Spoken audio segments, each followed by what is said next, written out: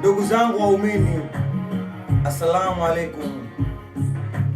Tupo kwenye mwezi mtukufu wa Ramadhani. Nadhani tupo kwenye saumu ya 5.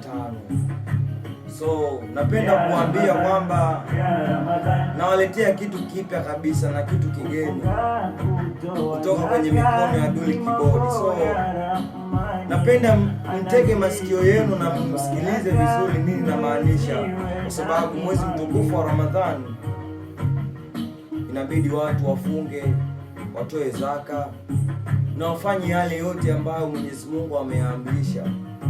So Ramadhani karibu.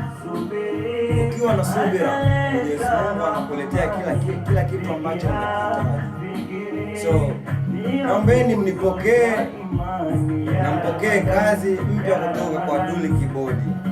So napenda kuambia mashabiki zangu, ndugu zangu waumini, karibuni na mtege sikio lenu kusikiliza kitu kingine ambacho nimewaletea. Shukrani. Ramadhani karibu.